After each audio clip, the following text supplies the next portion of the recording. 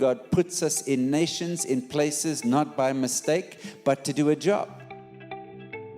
What if we opened our eyes to the needs of our colleagues, of our leaders, of our subordinates, and we were a priest on their behalf? Welcome to the Repurposing Business Podcast. My name is Brett Johnson. And I'm Lynn Johnson. And we're going to be talking about how to get our business into God's business. Our subtext is Let My Business Go, and we'll have guests from around the world. So thank you for joining us this week and every week on the Repurposing Business Podcast. Well, welcome to the Repurposing Business Podcast. My name is Brett Johnson, and I have a special guest today, Andrew Clark. Andrew, welcome. Thanks, Brent. Down the road in Alabama, right? Yes, in Birmingham. Birmingham, Alabama. Isn't that tornado territory down there? We are in Tornado Alley. That's right. I knew nothing about tornadoes when we came, and we heard that there was one, and we went to bed and we didn't think much of it, and we discovered the next day that it went through part of town in Chattanooga, but we were clueless. We understand earthquakes coming from California, but not tornadoes. They are much different than earthquakes. Yes, thankfully more concentrated, but no less can be very devastating for sure. Yeah, that's right. So great. So in Tornado Alley, fantastic. And have you always been in Birmingham?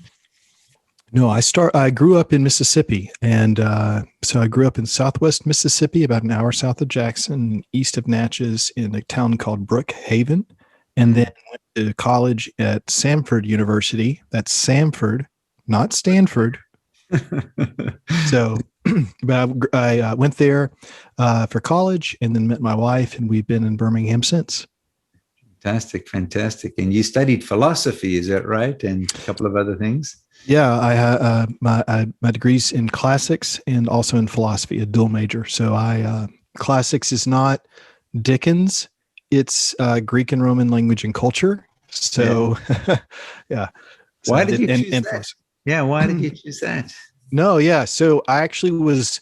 It's funny. I kind of flip-flopped, I guess. So I was going to go into economics in college, and then by the time I got to Samford, I felt a call to ministry. So I actually was going to do that. And then when I was at Samford, I liked the philosophy and religion approach. And I liked philosophy because I wanted to get a sense of how we thought in general, people thought in general, because I think that's an important trait. If you're wanting to share the gospel, you need to think about how that relates not just to yourself, but others around you. Right. And so I did that, but there was one semester where I had 3 classes that dealt with the classical period, which is pretty much Greek and Roman culture. So about roughly 450, 500 AD. But just absolutely fell in love with it, and ended up just going to classics and had the fortunate ability to be able to do a dual major by the time I was out. And so, yeah, just absolutely loved it. And then after I got married, the summer after I graduated, I didn't feel the pull to the pulpit. And I had a strong view of the pulpit. It wasn't like I just didn't feel the tug to be able to pastor a church. And just kind of praying through it and thinking through it, my first thought was, well, all of life is ministry. Yeah. So where will my ministry be if it's not to a congregation or to a classroom at a seminary? And then I thought through it and ended up in real estate for 5 years. So. Yeah. Fantastic. And so now, managing director of Wherewithall. So you're dealing a lot with people, helping them discover their why in life. Is that what it is? And purpose in companies and... Yeah. So I tell people I help build businesses and business networks. So in many ways, people say you need to find, when they're talking about going on a journey or trying to do something in a business, be it a business or whether it's a group of businesses and business people to build a network, you say, well, do we have the wherewithal? Do they have the ability to be able to get to where we want to go? And so my advisory firm is built on that kind of principle. All right. Yes, you do have, let's try to figure out what your wherewithal is, but in many ways, I feel like it's more than just a financial capital question. It's a resource question, and that's an important aspect of how we try to approach things when we work with clients. So you see capital broadly, because our theme this time is where capital meets eternity, when capital meets eternity. And so when you think of capital, you think beyond financial capital. Absolutely. Yeah. In fact, it was a very poignant time in my life when my grandfather passed away, and my father was sitting with me in our living room, and he says, you're going to get some money that's going to come from your grandfather, just from an inheritance. You just need to think about what you're going to do with that. And I immediately thought of the parable of the talents. And the thought of the parable of the talents was not just the money exchange. It was the spiritual capital that was being stewarded to me and the financial resources that came with it. So it was a both and. It was not an either or. And so it was a family capital and the legacy there, as well as the financial capital and spiritual capital, a combination of things. Yeah. So I've always thought that, when they say capital, you always have to ask the question, what kind? And then most of the time in the discussion, it's usually a mixture.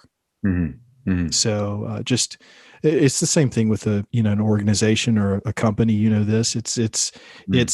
It's not just the profits that are going through. There's people that are bringing those to bear, and then there's organizational structures that create that, and that's the structure in and of itself is a form of capital that helps it move and grow. Andrew, I'm glad you studied history and the classics and so on, because when I started doing research for the book Repurposing Capital, I went back and I looked at about 5,000 years of banking, finances, and so on. And I've heard some Christians say, oh, yeah, well, back then they weren't very complicated. They didn't have sophisticated systems. This is why the Bible talks about interest this way or debt that way or whatever. They weren't very complicated, but that's not true. And, no.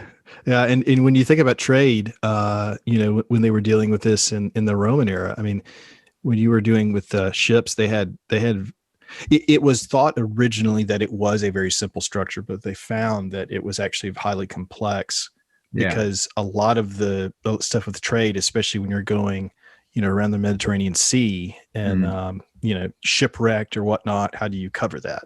So there was a lot of thought on those. Yeah. So banking instruments, letters of credit, these type of things go back a long, long way. Well, even the temples were used as a form of exchange too, oddly enough. Yeah, exactly. That's right. And then even in more recent times, it's interesting. I began conversations probably 10 plus years ago with Muslims, and they said, well, Islamic finance has been around forever. And, but where is the Christian finance, if you like? And so it's interesting. So when I had conversations with them and I told them about the first life insurance companies being developed by Presbyterian ministers to take care of their people, banks, the Moravian banks, William Carey starting a bank in India, and so on. And not to mention the fact that in Bible times, in New Testament times, Christians were involved in banking quite heavily until about 400 AD. Yeah. They had to, right? I mean, the early church was effectively ostracized from Roman society because they weren't complicit with a polytheistic culture. And so when you had that, you were not only some of the hardest concern for the early church was not necessarily being sacrificed in the Colosseum or the Circus Maximus. It was not being able to do business day to day. It was not being able to be with your family. So you had to have these alternative structures in place. And finance is one of those that was necessary. Yeah, that's right.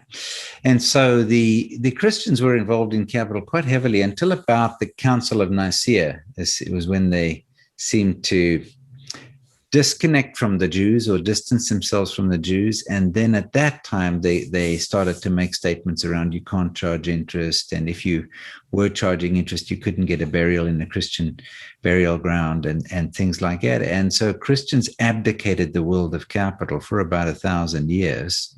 I mean, the Jews kept at it. And during that period, Islam actually arose. But Christians seem to go missing in action for about 1,000 years.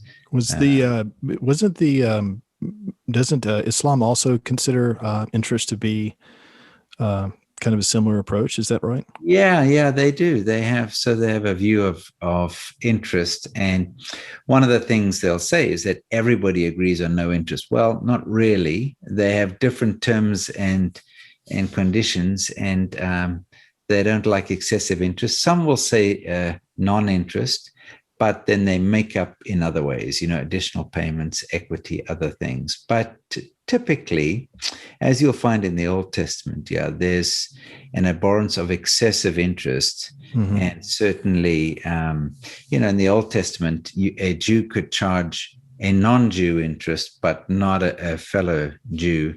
And some will say you could charge interest on capital items, but not on consumption. So not for groceries, but you could on a capital item. And so, but the Muslims did have a pretty, and they have some valid points about the negatives of interest, which I understand. Yeah.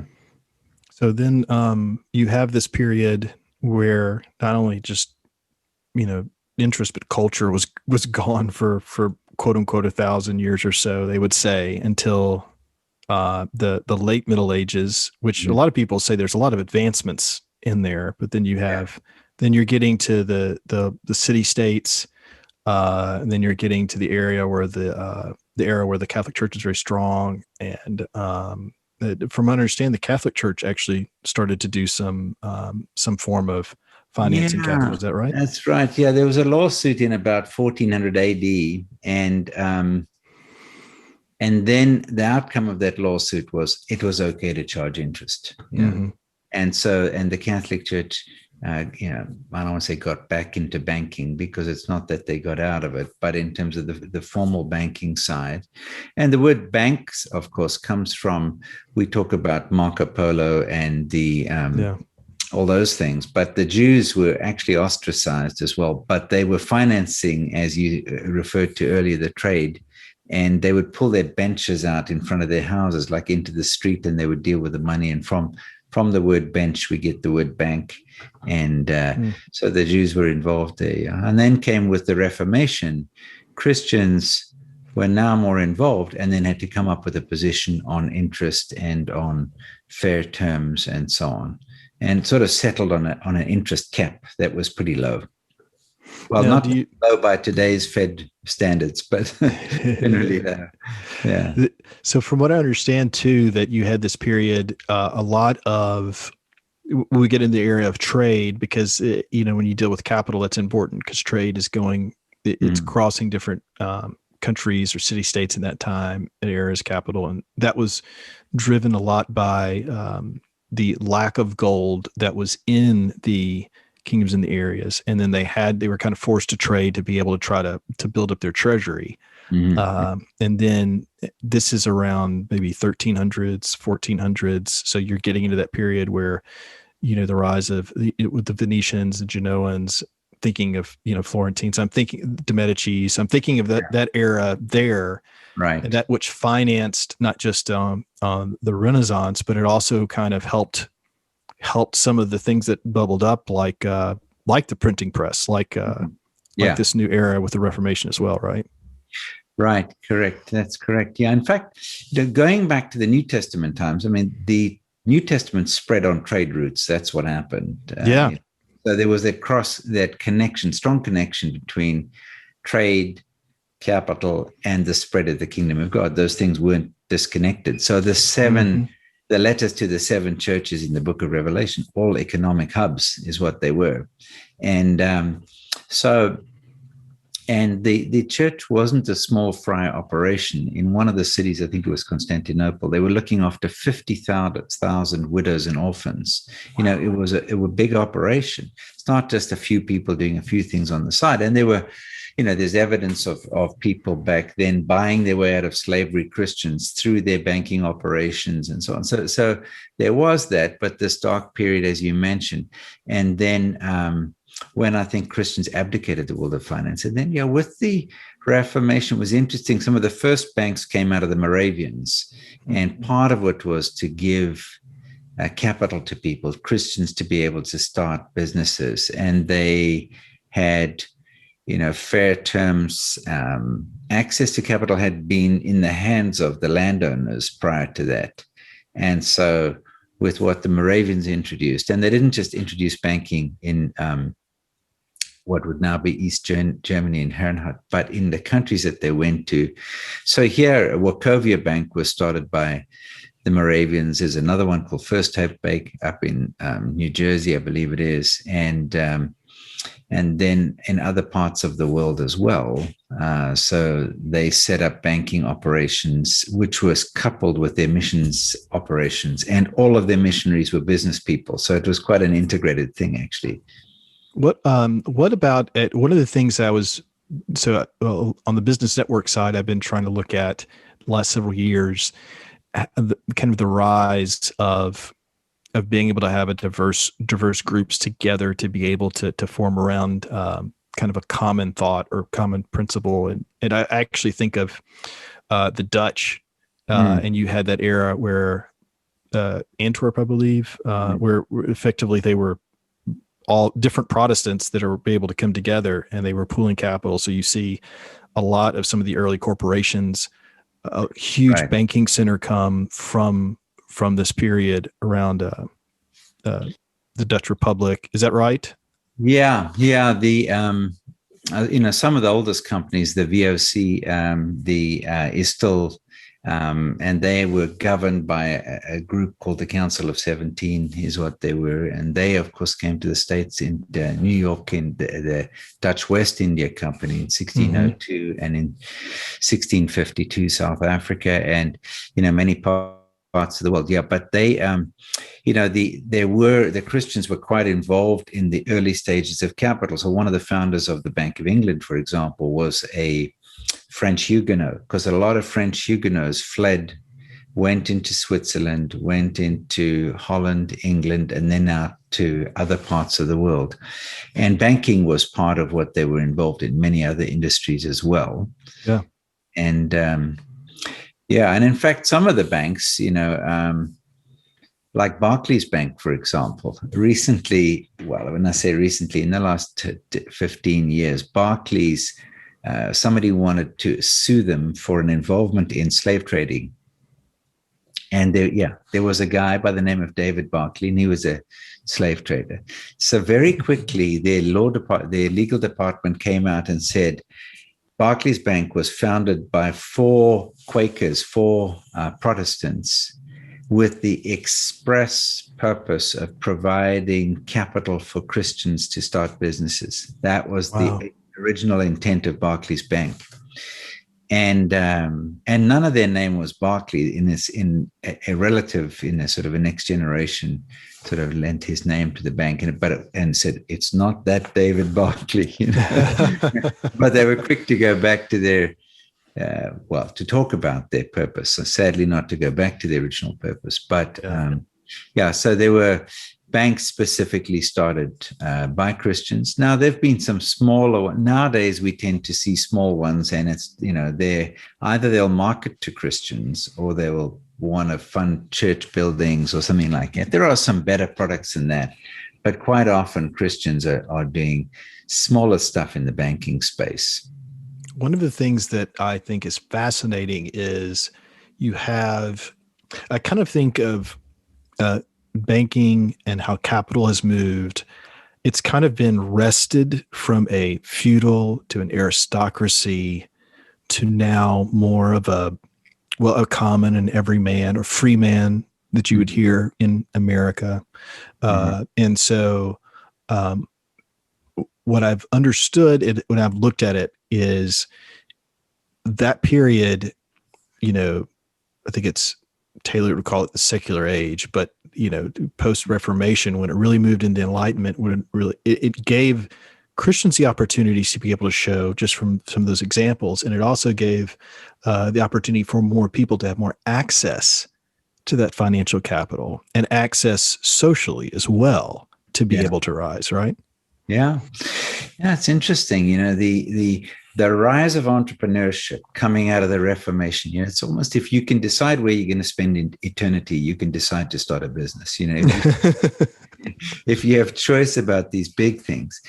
And it's interesting as I look at it, as I look at some countries and even states within the US, and I look at their history, and those that come out of the Protestant work ethic type of thing do better than the ones that come out of the more feudal system associated with, say, the Catholic Church. I mean, you draw a line in the sand and you got Mexico and you got Texas. Why such a big difference?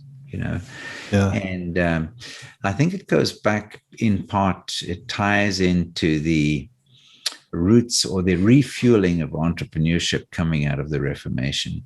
And then with that, the democratization of capital coming out of social justice stuff. It's not, now we talk about social justice and we're talking about, police issues or this or that. But somebody like William Carey, when he started the Savings Bank of Serampore in India, he did it so that the poor people, the lower caste people, could have access to capital, and he could, that's why he did it. So, and property ownership was another thing, getting property rights. Well, and one of the things that I've been fascinated to hear, there's a line of thinking. It's the Bourgeois series that Deirdre McCloskey wrote that really talks about the movement from this aristocratic to this everyman. Yeah. I think that the Reformation was a huge component of it, but then you have this amalgamation right around 1800 where you're starting to see a spike in the ability for the average person to be able to have income. I think it was something like, what was like 13 or 31, it was like $30 a day. Yeah. In equivalency. And it was that way for 1800 years or so. And then from about 1800 on, it spiked up and now it's like $131 a day. And it's, that's predominantly, as she kind of describes, is that it's coming from not just the ability to be able to have access, but it was the honor that was bestowed on merchants. Because prior to this period, merchants weren't considered an honorable class. Right. Yeah. And then you have that opportunity to now be considered an honorable part of society. And then you have the access to the social mobility to be able to be there. Yeah. And then the countries and governments being able to prize this, it really accelerated the growth.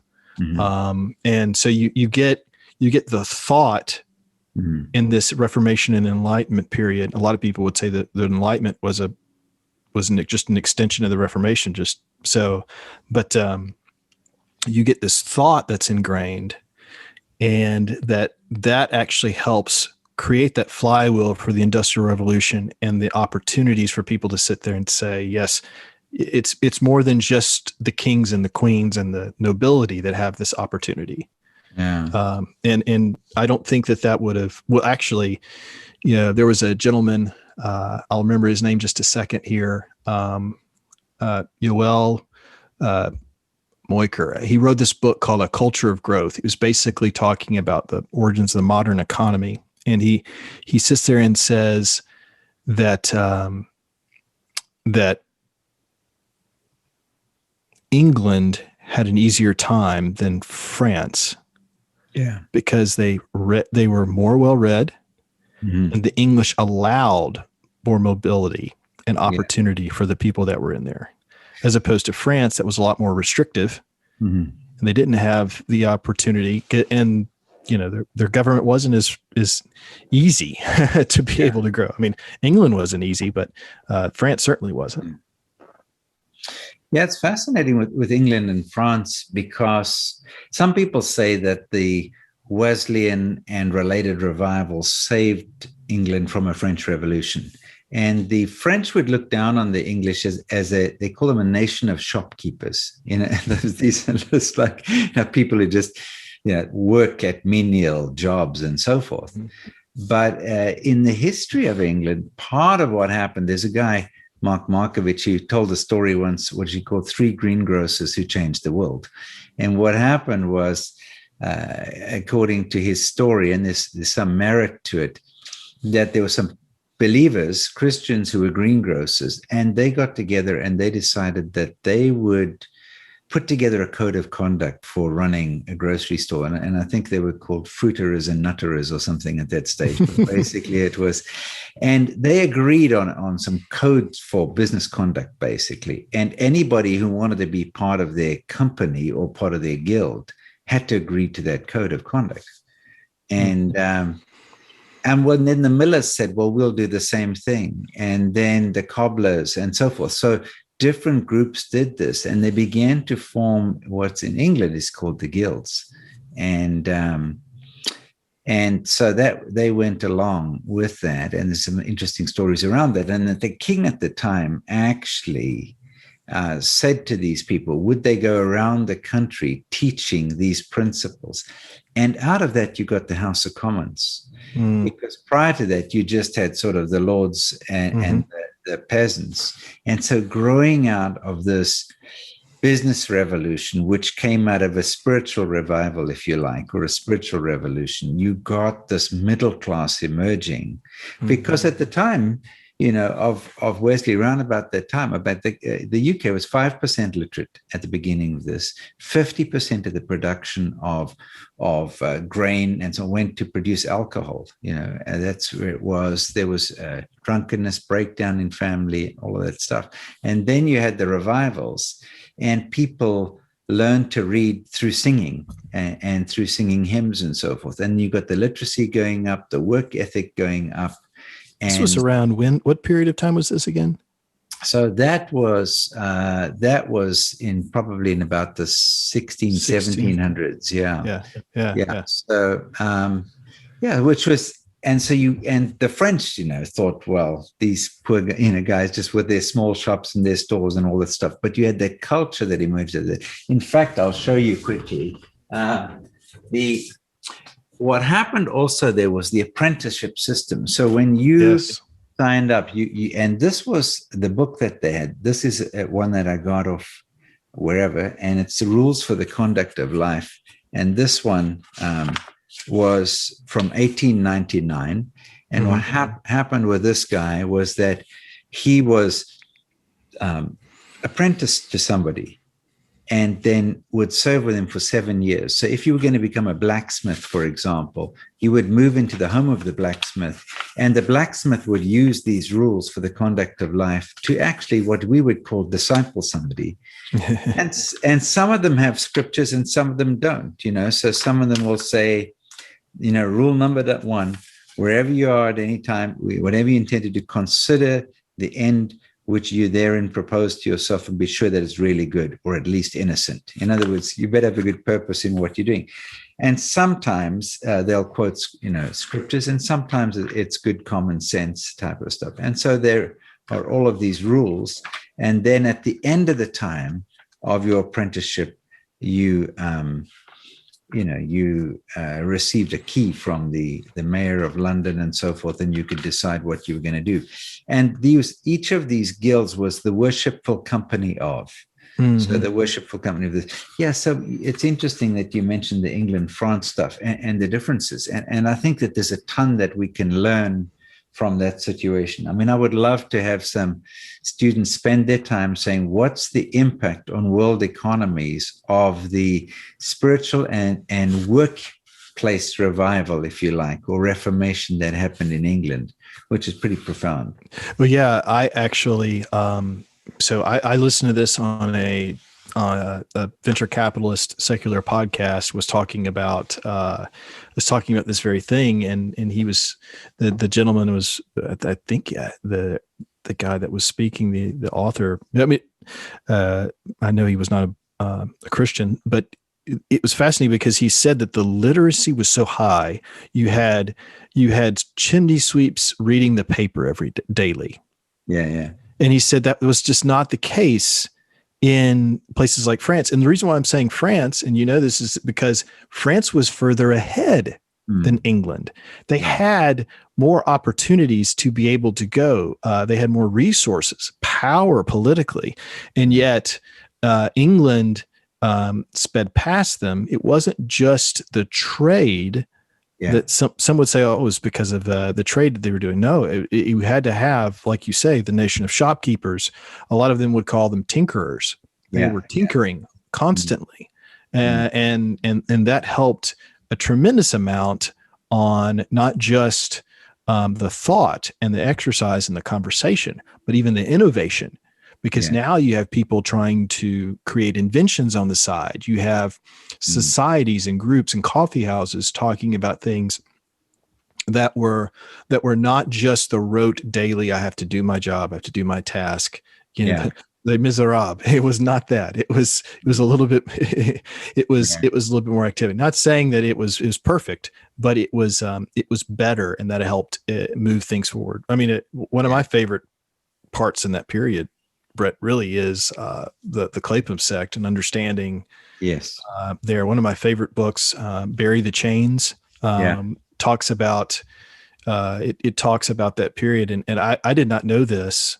But they said that if you were not in the Church of England, if you then you couldn't vote, and you couldn't be a magistrate. And so, to me, when you have these Quakers and Presbyterians and some of these other folks that were not in the quote unquote position of power, but they were merchants and they were learned men and women. And they were all united on this fact of the abolition of slavery over decades. That to me it spoke a lot to what, I mean, they did not have this area of capital. They were starved in it, but yet they pooled their resources together under this task and were able to create and achieve a lot. Yeah. Yeah. No, that is fascinating. Yeah. And I think you talked about the upper class owning capital. There always tends to be a group that's trying to get their hands back on capital again, so it's like and so you've got this constant tussle between those with capital and those who want to democratize capital, so whether it's through cryptocurrencies or through trading or through, whatever the latest thing is that's trying to beat the system. But you have this constant tension between those who want to amass capital in the hands of a few and those who want to, you could almost say, democratize capital. Yeah, it's a thought that it's gone recently into what were they saying? I've heard it say there's discussion between closed and open source software. They say a lot of times the open source is actually the one that wins out. Right. Even a lot of the companies that you would say are fairly closed, well, they're built on open source, and so that does help from a diversity opinion. I really, one of the periods that I mentioned about Clapham, and the reason I looked on that from a organization and a culture is how can they really move and affect change. I was looking at it from the American side because it was a sadness for me to see, and sadness even from my cultural past, being a Southerner, to see how it did not happen. It literally had to have a war to change things. And so I was studying it, and I found a gentleman called Lewis Tappan. I don't know if you know much about Tappan, but if you know about Standard and Poor's,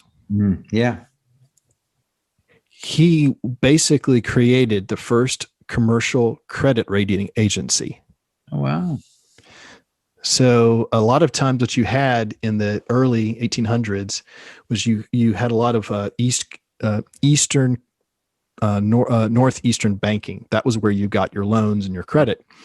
But then you had this proliferation of banking that was out more into the frontier and from these areas, and they could not give credibility to the people because they didn't know them. They literally did not know them, states away.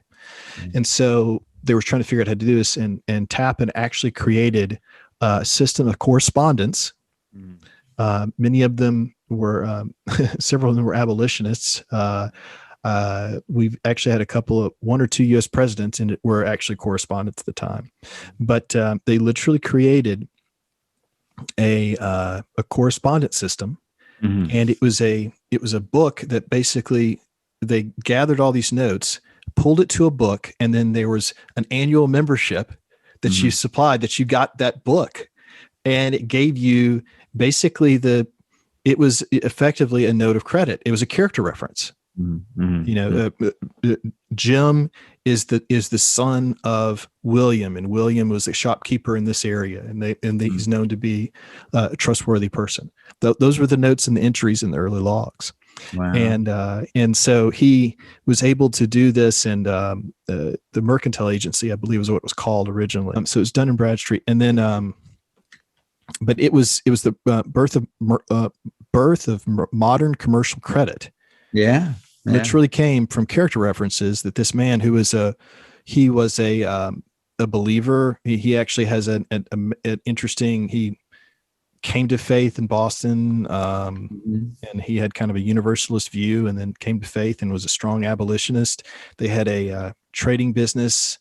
It was not textiles. It was not. Mm-hmm. It was not cotton. It was silk and other textiles. So he was not trading off slaves. It's just amazing. It's amazing turn about what he did and what he was trying to do. And that was what was one of his innovations, one of his ideas that he came up with. It really helped not just people that he knew that he was dealing business with, but it also helped mm-hmm. many others, and really accelerated a lot of opportunities for people just with a simple credit system. Yeah. So, Andrew, where do you see us now in terms of, the connection, people of faith, capital? How well are we connecting with God's eternal purposes when it comes to capital? What's your view of the situation right now? Well, I think that we've had, a period of time, probably I think we've had a period of time where we've separated an understanding of how spiritually relevant and practically relevant spiritual capital, financial capital, and human capital work together. Yeah. Yeah. And my concern has been that in many ways, I'd say that the Christian church, but I'd say, I'm talking from my Western perspective in America. So I can't speak to other places around the world because the kingdom of God is worldwide. Mm-hmm. But I feel like we've kind of advocated from that in recent years. A lot of the things and the stories that I hear has been encouraging to me. But then when I look at it overall, I don't see that. Mm-hmm. But at the same time, Brett, I'm also encouraged because I also see people trying to integrate that and wanting to, and there are pockets of it. I would call it still nascent. It's not really a market or an exchange, but it's people that know and are wanting to work together in that. So, I think that's kind of where I've seen it lately. I've seen a lot of interest in it. I see it mainly focused on the entrepreneur. You're right. I don't see it really focused on the investor or the investment side. So that's caused some misalignment at times. Yeah. I phrase it like we spent 10 years trying to educate entrepreneurs, but we don't spend, Christian entrepreneurs, but we don't spend 10 minutes trying to educate Christian investors. Yeah. We just take them for granted. We just say, "Oh, you have money. Great. Why don't you help on this?" Which is, it's not right. And then I think that philanthropy, as good as it has helped on the public side and society, and even from a Christian perspective, I think it's also made it seem as though profit is bad. Right. Which is not a biblical reference at all. The love of any blessing over the love of God is bad. Sure. And so, and I think that what I've seen from a lot of people is they say, well, I'm fine to give all of what I've got and I'll give it to charity. But what I find is that sometimes they'll do it from a motive of trying to advance their kingdom, not God's. Yeah. Yeah. And I'd love to see more people taking that capital that they have and reinvesting that back into their business, their economy, their sector of believers that are trying to grow up in that apprenticeship approach, like you say, that try to encourage them, because now you're taking what the Lord helped you grow from, 10, 30, 100 fold, and you're making another multiplicative exponential impact by investing that back in. So that's something that we're not seeing right now, but I think there's potential for it. Yeah. Yeah. It's interesting you say that there hasn't been much focus on the investors, and they get taken for granted in terms of just assuming that they're going to be okay with whatever you want to do with the money. And we've disconnected discipleship and capital. And when I studied a little bit what my Muslim friends were doing, they didn't do that. They said, Andrew, if I'm going to lend you money, I'll become an investor.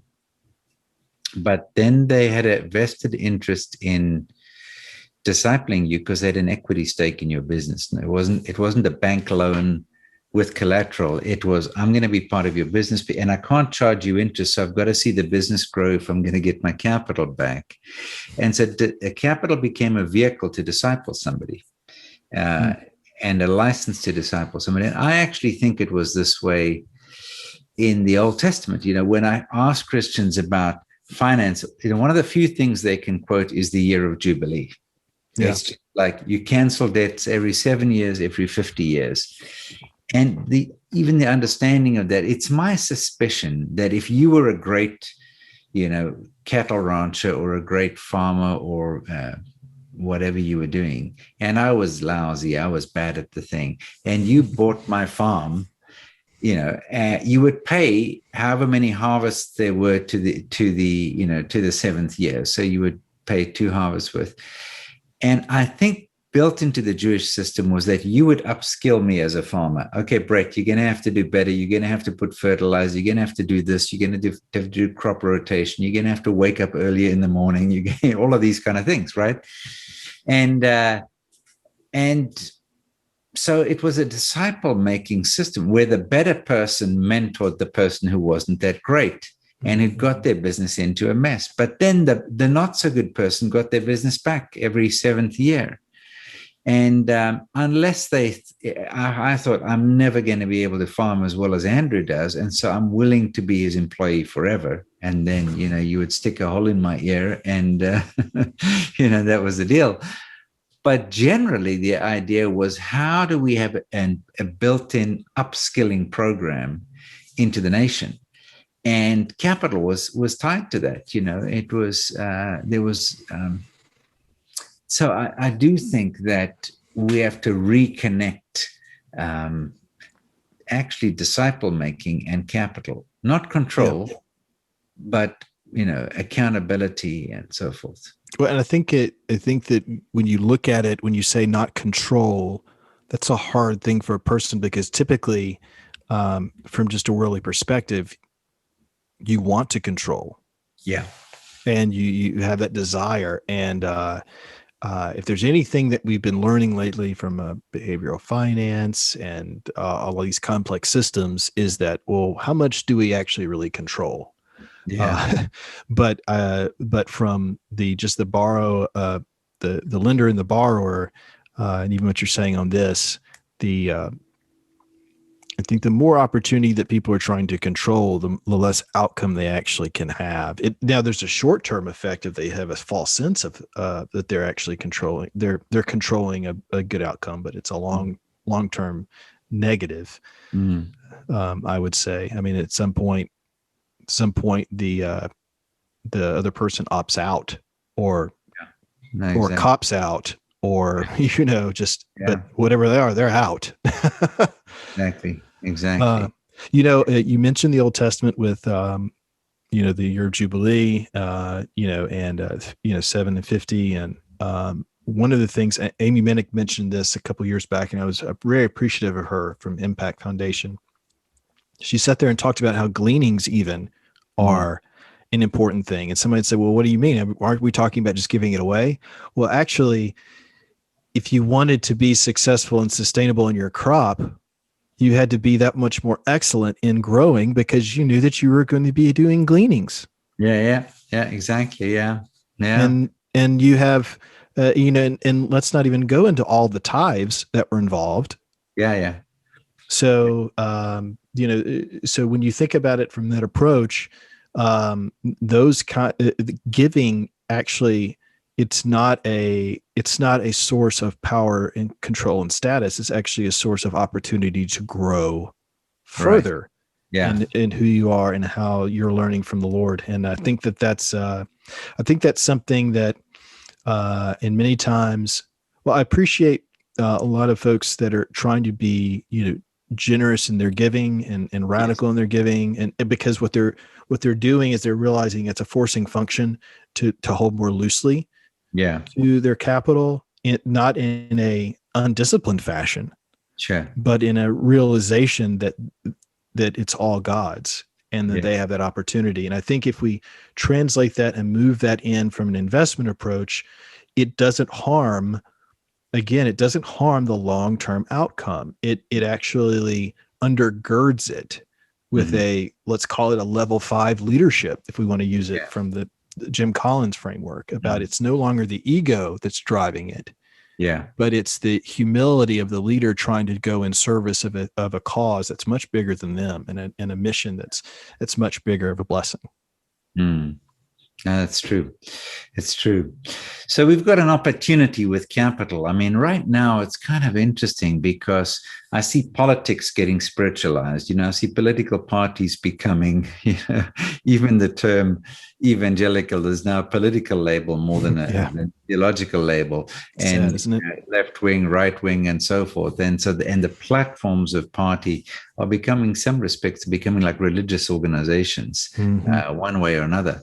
And so it ties in with this thought that we are in an era of the spiritualization of capital, where the materialists really, they deify God, which is what mammon means. It's greed deified. And then you've got the people with their causes, whatever the cause is. When I'm working in overseas countries, you see it, they understand this. Capital always carries an agenda. I mean, I don't see anything such as neutral capital. And it's okay if we admit, whether we're Christians, we're Muslims, or we're just greedy materialists, we have an agenda with our capital. And then the question is, how do we align our agenda in regard to our capital with God's agenda? With what God is doing in the world, and handling the finance His way. Seems like we have a huge opportunity. Yeah, I think that when you say that, what that presupposes is that we understand God's intent for the capital. Yeah, and then we have to ask the question: then what's is that our intent? And then see where the gap is. Be honest with the gap. And then from there, then say, all right, how do I course correct? How do I change and alter that? I've had this discussion with a friend who is actually was a huge proponent of faith and work, who was a very huge proponent in kingdom business and whatnot. And we were talking, and he was saying, well, I'm in business to make money. He says, I work to make money. I was like, no, you don't. It's like, what do you mean? Yes, I do. I said, no, you don't. I said, where's that money going to? Yeah. I got to feed my family. I said, okay. So you're in business to feed your family, right? Yeah. Okay. Well, I said, well, is it just to feed your family? It's like, well, no, I want to be able to give it. Okay. So it's more than just feeding your family. It's giving them a life and something. So you actually have a value and a desire and that you want to ingrain. And what is that? And so we walked through that analogy. We said, capital isn't, business capital investment is not just financial. It is Yeah. impossible because we can't separate the human from the financial capital. So it has to be more than that. Yeah. Yeah. Interesting. Very interesting. Yeah. No, it's this question of, I guess, what is the purpose of money, and therefore, what is the purpose of capital is a big one, and one Yeah. that settle. Yeah. If you had to pick your top 3 purposes of money, putting you on the spot, what would you say? Well, obviously it's a, for me, a money and for money, I'd say it's an exchange. It's a trust exchange.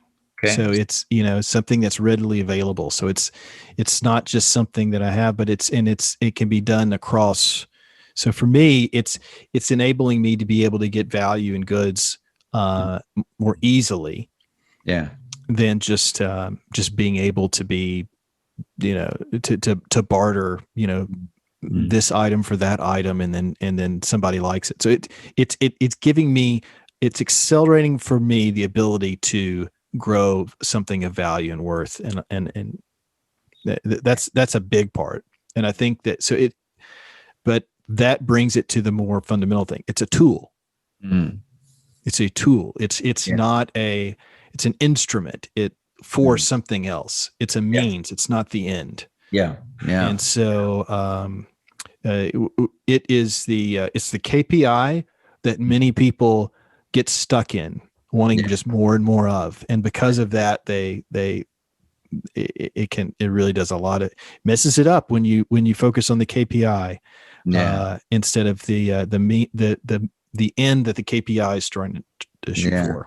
Yeah. I had somebody call me the other day and say, Brett, what's with the shrewd manager guy? How come Jesus commended this guy who gave away his master's money and so on? And I said, well, the guy was exchanging one form of capital for a better form of capital. And, it happened to be his boss's money that he was trading for long-term relationships, and people where he would welcome him because of what he'd done shrewdly with the money and so forth. And in the time period he had, because he had a pretty short fuse, didn't he? Very short fuse. Yeah, very short fuse. Yeah, and then also for many, I don't think, I was chatting with somebody this week about idea that, how much capital do you need? Well, it depends what your calling is, because part of the purpose of capital is to fund your calling so that you can accomplish what God has purposed for you. And I was just listening today or in the last few days to scripture about the eternal purposes of God. The purposes of God are eternal, and he has eternal purposes. And so to figure out, okay, so what's his purpose in regard to capital in my own life, and how much capital do I need to fulfill the purpose that he has for me? Yeah. I had talked to a young student, a recent graduate. I mentor some students over at Samford through a marketplace ministry program that I partner with young business leaders in Birmingham. And he was sitting there talking to me. He's imagining big things. I mean, he's in early 20s. Graduate, he's big things in life, huge amounts of, I love talking with him. But he was saying, well, what do I do? Is there specific savings that I need to do and try to allocate to do these kind of things? And I looked at him and I said, it's pretty, you can find a lot of stuff on what is your, how simply can I live? And then get the savings from that. I said, let me ask you a different question. When's it too much?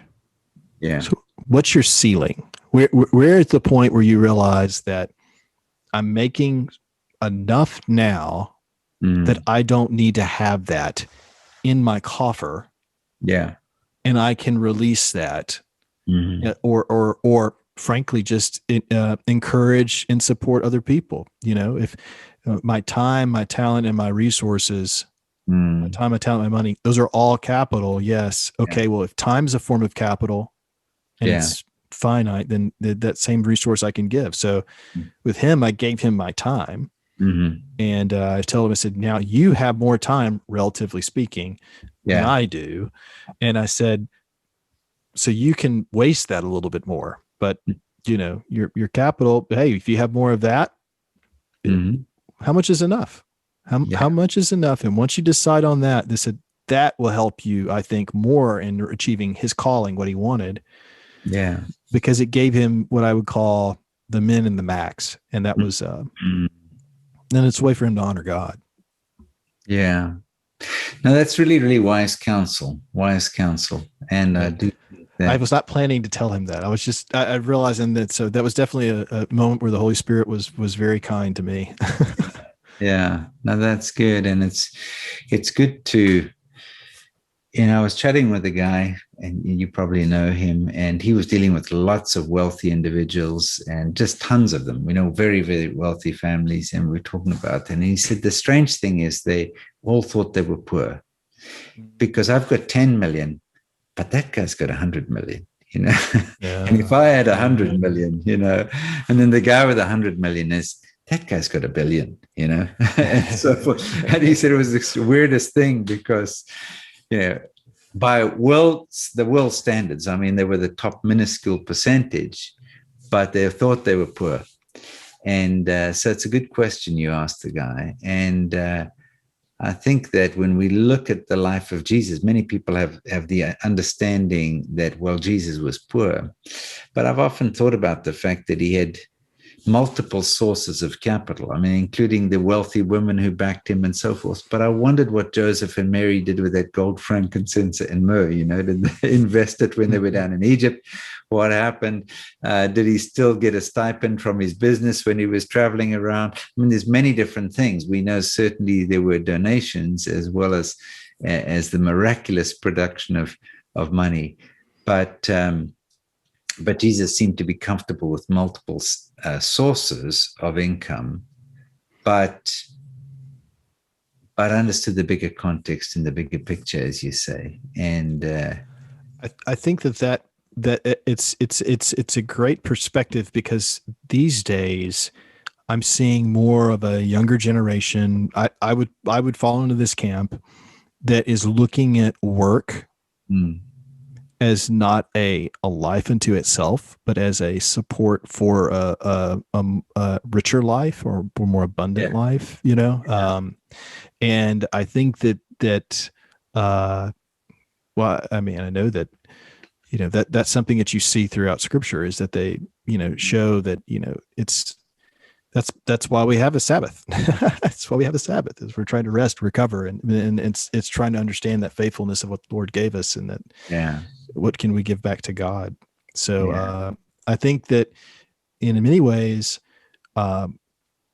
even though we don't realize it, there's a common grace that's been given through generations before us in the Christian faith that has encouraged these values and these virtues. And even though we see a culture that's more irreligious, that actually gives us more time, because it gives us an opportunity to show what real and true faithfulness in that religion, meaning the relationship, can really foster. But whereas, you probably experience this now, being more in the South, religion is a cultural veil to protect you from what from others to think that you aren't a Christian. So it's kind of sad. They'll joke in the North, you're convincing them that they can be a Christian, and in the South, you're convincing them they can't. They aren't a Christian. Yeah. So I'm excited to see. I think I was chatting with a guy in Texas many years ago, about 10 years ago, and he had a group of about 50 men he was mentoring. And I said, many of them. And I said, what's the care profile? He said, they're millionaires.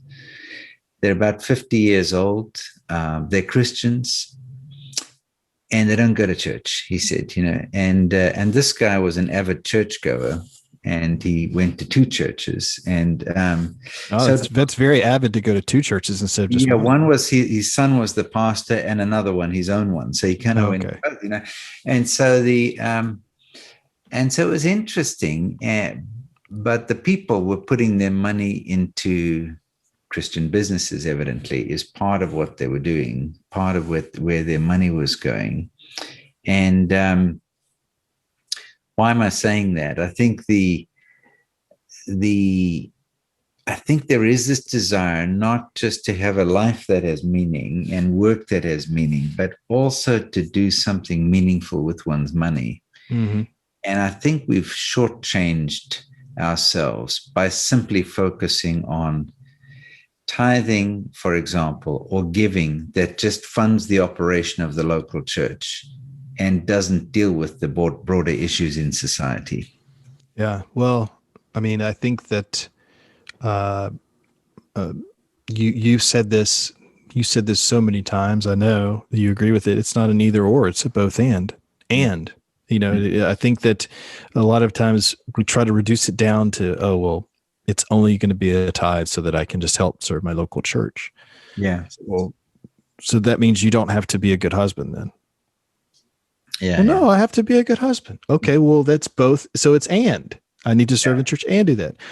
Oh, and I need to, and I think that a lot of times we want to simplify it so it gets us out of it, or makes it easier. And I think that you and I both think very globally, large, and it's as much as I enjoy doing it, it also is overwhelming sometimes, quite frankly.